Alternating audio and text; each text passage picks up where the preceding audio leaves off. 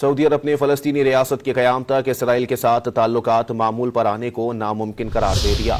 سعودی وزیر خارجہ فیصل بن فرحان نے واضح کیا ہے کہ سعودی عرب کے اسرائیل کے ساتھ تعلقات اس وقت تک معمول پر نہیں آئیں گے جب تک فلسطینی ریاست کے قیام کا مسئلہ حل نہیں ہوتا۔ فلسطینیوں کے حقوق کے تحفظ تک پورے خطے کی سلامتی داؤ پر رہے گی۔ واضح کیا کہ مسئلہ فلسطین کا حل اسرائیل کی اپنی سیکیورٹی اور اسٹریٹجک مفادات میں بھی ہے۔ دوسری جانب سابق امریکی صدر ڈونلڈ ٹرمپ نے اسرائیل اور لبنان کے تنازع کو ختم کرنے کی ضرورت پر زور دیا ہے۔ انہوں نے واضح کیا کہ وقت آ گیا ہے کہ اسرائیل اور لبنان کے تنازع کو ختم کیا جائے۔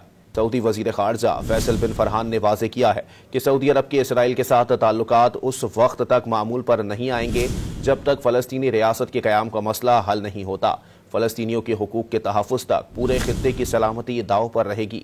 واضح کیا کہ مسئلہ فلسطین کا حل اسرائیل کی اپنی سیکیورٹی اور اسٹریٹجک مفادات میں بھی ہے۔